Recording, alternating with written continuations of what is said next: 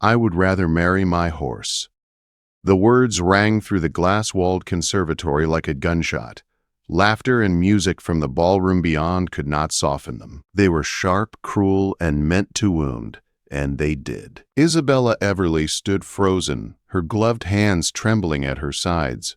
For a moment she could not breathe. 12 seconds earlier, she had been brave. Foolish perhaps, but hopeful. Now, she felt as though the ground beneath her feet had vanished. Edward Hawthorne, Earl of Thornfield, stood before her with a glass of brandy in his hand. His face was calm, almost bored, as though he had not just shattered a young woman's life with a single sentence. Tall and broad-shouldered, with dark eyes that missed nothing, he looked every inch the powerful man society admired, and in that moment, he was her executioner. Isabella swallowed hard. The warm air of the conservatory, heavy with roses and damp earth, pressed against her chest. This had not been how it was meant to go. Only minutes before, she had stood outside these glass doors gathering courage. At 25, she was already whispered about. Too old, too poor, too unfortunate. Her father's financial ruin had stripped their family of everything that once protected her. Invitations had slowed. Smiles had cooled. Friends had quietly disappeared. Tonight was supposed to change that. The Earl of Thornfield's spring ball was the most important event of the season in Derbyshire. To be invited was an honor. To be noticed was everything. Isabella had borrowed her gown from her last loyal friend, Catherine Pembroke. It was ivory silk, mended twice at the sleeves, but in candlelight it looked respectable, enough, she had hoped. She had seen Edward across crowded rooms before. Their eyes had met. He had spoken to her kindly at a garden party, discussing horses and books. He had listened, truly listened. She had believed, perhaps foolishly, that he saw her as more than a ruined name, so she had come to him tonight to speak plainly, to offer honesty in a world built on pretense, and he had crushed her for it. "I would rather marry my horse," he repeated lightly, as if amused by his own wit. "At least the animal has good breeding and requires less conversation." The words struck her like blows. Isabella's knees weakened, and she reached for the stone fountain beside her to steady herself. Shame burned her cheeks. Her heart felt torn open, exposed to the cold. Before she could speak, a sharp gasp echoed behind her.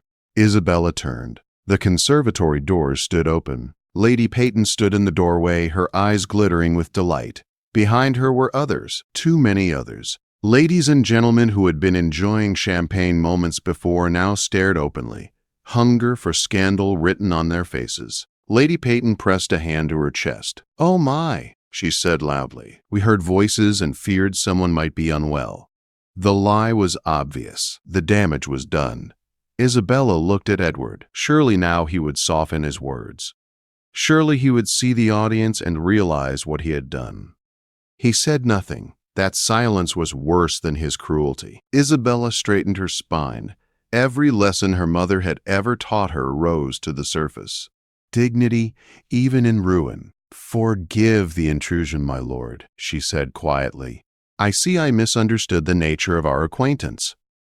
She dipped into a shallow curtsy, barely polite, then turned and walked past Lady Peyton and the others. She did not run. She would not give them that satisfaction. The ballroom seemed endless. Music played on, but conversations fell silent as she passed. Faces turned. Whispers followed her like a rising tide.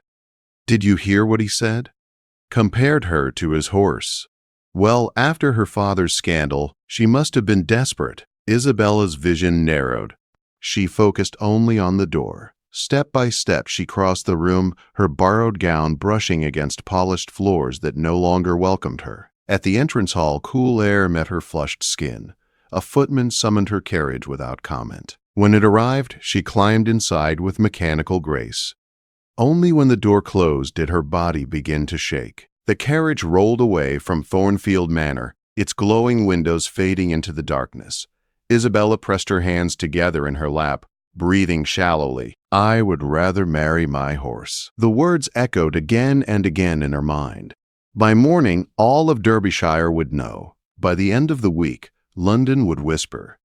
Miss Isabella Everleigh, the impoverished gentleman's daughter who dared to offer herself to an earl and was publicly humiliated for it. She closed her eyes.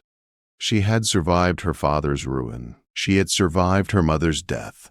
She would survive this, too. She had no choice. The next morning dawned too quietly. Isabella lay awake in her narrow bed at Mrs. Hartley's boarding house, staring at the stained ceiling. The silence felt heavy, waiting. Outside, London stirred as usual. Carts rattled. Vendors called. Life moved on.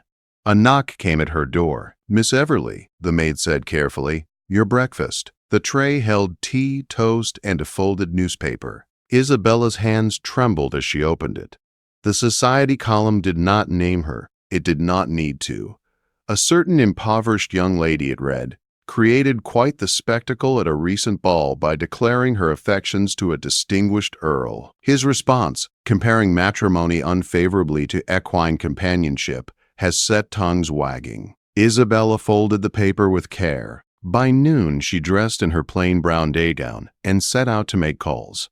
Routine, she told herself. Routine would save her. One by one, doors closed to her. Lady Pembroke was not receiving. Mrs. Ashworth was unwell. At one house, she saw a curtain move, then fall back into place. By afternoon, the truth was clear. She was finished. The letter from her employer arrived that evening. Her position was no longer tenable. Her services were no longer required. When she visited her father, he begged her to write to the Earl, to apologize, to explain. No, Isabella said, her voice cold and steady. I would rather starve. That night, another letter arrived from a distant cousin in a small northern village called Wickham. A boarding house, a school in need of a teacher, no salary, only room and board. It was honest work, respectful.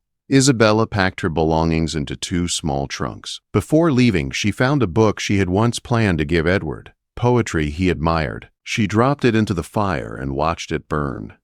At dawn, she boarded a coach and left London behind. She did not look back. And far away, in a grand house that would one day fall silent, Edward Hawthorne went on living, never imagining that the woman he had destroyed would become the only one he would ask for when death finally came knocking. 12 years passed. Time moved forward, whether wounds healed or not. Seasons changed. Faces aged. Memories dulled at the edges but never fully disappeared. Isabella Everleigh became Miss Everleigh. In Wickham, no one cared about ruined names or past scandals. The village sat in a shallow valley, quiet and modest, surrounded by fields and stone cottages. When Isabella arrived with her 2 trunks and tired eyes, no one asked why she had come. They only asked what she could do, so she taught.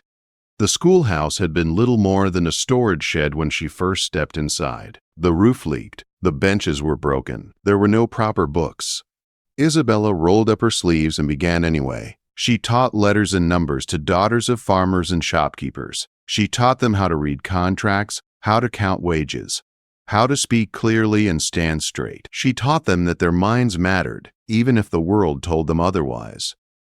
At night, she wrote by candlelight, essays, thoughts about education, pieces signed with a false name. Slowly, quietly, her words found readers. Life in Wickham was not grand, but it was real.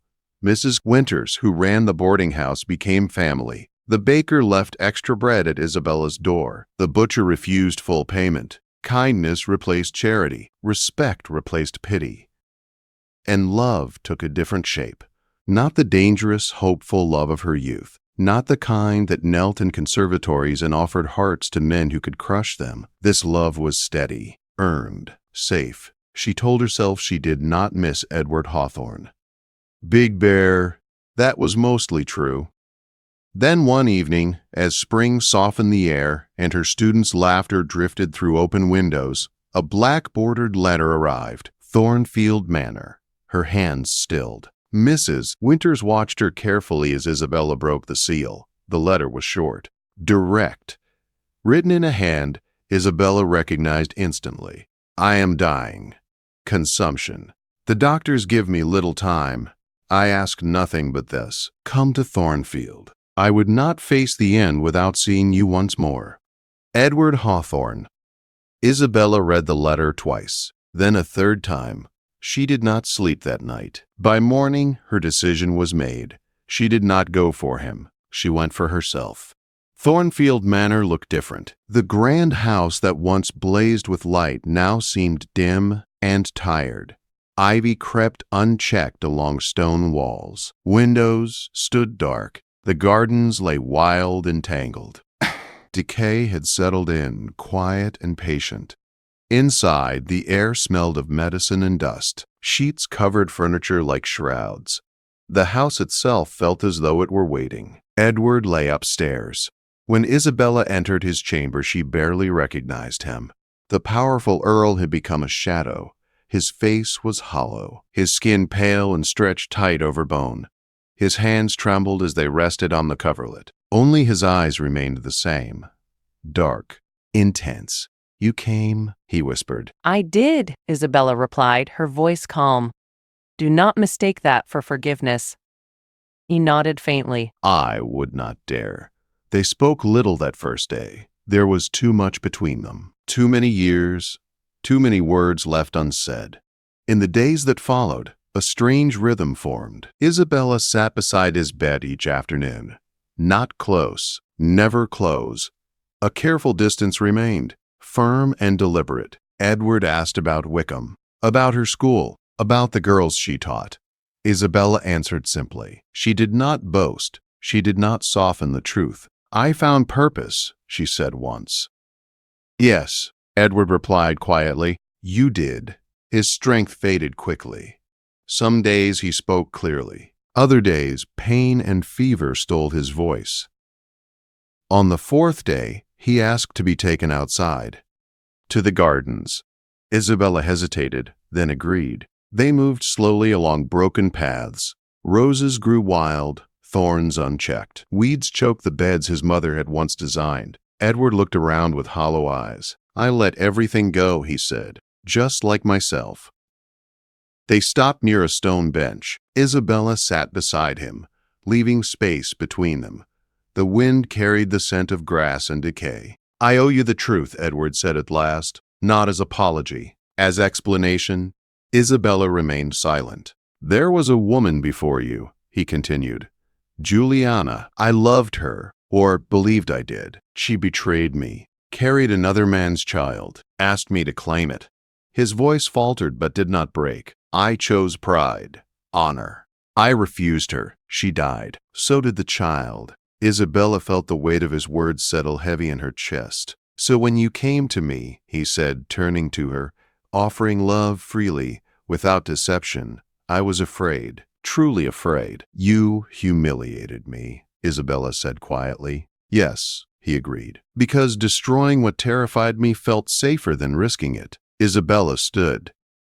You took something from me, she said, her voice steady but sharp. You made me doubt my worth, my judgment, my heart. Edward bowed his head. I know. I did not come here to absolve you, she said. I will not say I forgive you. I did not ask for that. She studied him, this broken man who had once held her fate so casually. But I no longer hate you, she continued. I pity you. You lived trapped by fear. I lived free despite you. Edward's eyes filled, but no tears fell. That is my punishment, he whispered. Edward grew weaker after that day. Isabella remained, not out of love, not out of duty, out of choice. She would not let him die unseen. At night she held his hand when fever took him. When he mistook her for someone else, she did not correct him. When he woke frightened, she spoke calmly until sleep returned. One morning he pressed something into her hand, a small wooden horse, worn smooth by years of touch. My mother gave it to me, he said faintly, before I learned to be hard. Isabella closed her fingers around it. Give it to one of your students, he said. Someone braver than I was. She nodded. On the seventh night, Edward did not wake. His breathing slowed, stopped. Isabella remained until the end. She left Thornfield the next day. Edward had left her a final letter and money, enough to change her school forever. She accepted the money. She burned the letter. Some words were not meant to be kept. Wickham welcomed her home with open arms. Children ran to meet her. Margaret clutched the wooden horse as if it were treasure. Isabella knelt among them, smiling through tired eyes. This was where she belonged. Edward Hawthorne died with regret. Isabella Everleigh lived with purpose. And that was the truth that mattered most. The morning after Edward Hawthorne died, Thornfield Manor felt empty in a way Isabella had not expected. Not quiet, empty. The house had been waiting for death, and now that it had come, there was nothing left to hold it together. Servants moved softly through corridors. Curtains remained drawn. Even the air seemed tired. Isabella stood at the window of the guest room, watching mist lift slowly from the fields beyond the gardens. Somewhere below, a carriage waited to take her away. She felt no urge to stay. Edward was gone. Whatever had tied her to Thornfield had loosened the moment his breathing stopped. The past had spoken its last word. Mrs. Dawson found her as she was fastening her cloak. "You're leaving so soon," the housekeeper said gently. "Yes." "You won't stay for the funeral." Isabella shook her head. "That is for those who belonged here. I do not." "Mrs. Ben." Dawson studied her for a moment, then nodded. He would have understood. Before Isabella could reply, the housekeeper held out a small leather pouch. "This was meant for you," she said. The solicitor insisted. Inside was confirmation of the annual funds Edward had arranged for the Wickham School. Proper, legal, permanent. Isabella closed the pouch. "Thank you," she said simply. As the carriage pulled away from Thornfield Manor, Isabella did not look back. She watched the road unfold ahead of her instead. Fields, stone walls, small villages waking to morning. Life. The farther she traveled, the lighter she felt. Wickham greeted her with noise and movement and warmth.